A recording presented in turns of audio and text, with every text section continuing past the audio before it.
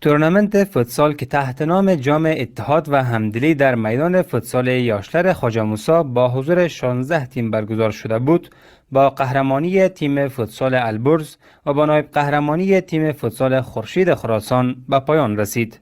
در جریان این تورنمنت تیم‌ها با رقابت‌های تنگاتنگ و بازی‌های نفسگیر استعداد فوتسالی خود را به نمایش گذاشتند. برگزار کنندگان این تورنمنت هدف از برگزاری این رقابت‌ها را رشد و توسعه ورزش فوتسال، ایجاد فرصت برای استعدادهای جوان و ترویج روحیه همبستگی در میان ورزشکاران ولایت فاریاب، خصوصاً ولسوالی خواجه موسی عنوان کردند. قرار ko'zlar jarayon aslida bizlar bir oy oldin 16 tim diqqatiga hamrohlik qilib bir turnament taxti nomi Ittihod va Hamdili yoshlar Xo'ja Muso yo'lga tayinlagan edik. Bu turnamentimizdan qarorki amiriyat tarbiyat badani va qo'mita futsal ular jarayonga edilar.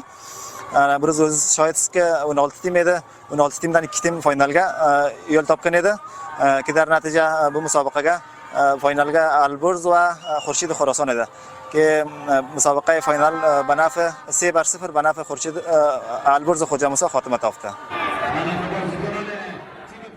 همچنین مربیان تیم‌ها در این رقابت‌ها از سطح بالای مسابقات، داوری منصفانه و شور و هیجان این تورنمنت ابراز رضایت کرده می‌گویند که برگزاری چنین مسابقات باعث می‌شود تا آنان به بازی‌های رسمی آمادگی روحی و جسمی داشته باشند.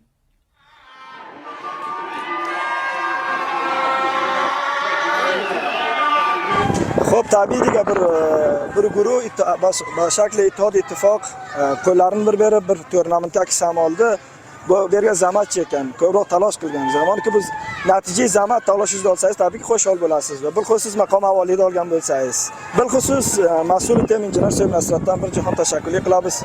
Ve xatir اتحاد اتفاق hamdilli şu muhit, bachoi rushd şu muhit ve bir dist bo'lish şu bashara varishkorlar bu zaminani yaratdilar, bu turnament oldilar. Ko'p tashakkur qilamiz.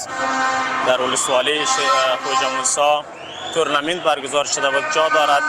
سپاسگزاری کنم از دکتر صاحب نصرت الله رحمانی که مسئول تورنمنت بود. ما در بین 16 تیم صعود کردیم به نایب قهرمانی رسیدیم.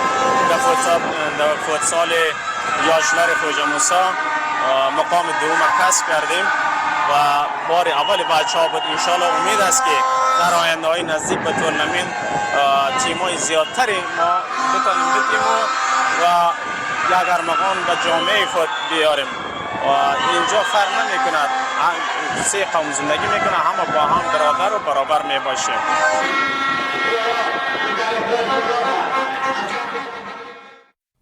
قابل یادآوری است که در کنار تیم‌های قهرمان و نایب قهرمان، بهترین های این مسابقات دکتر خال محمد باتور به عنوان بهترین گلزن، سهراب دشتی به عنوان بهترین بازیکن و محب الله کریمی به عنوان بهترین دروازه‌بان انتخاب شدند. این مسابقات نشان داد که ورزش به ویژه فوتسال می تواند عامل مهمی در اتحاد و انگیزه بخش برای جوانان و مردم منطقه باشد. باید گفت میدان فوتسال یاشلر خواجه موسی با سرمایه‌گذاری شخصی حاج عبدالجلیل بای در ولسوالی خواجه موسی ولایت فاریاب تأسیس شده است.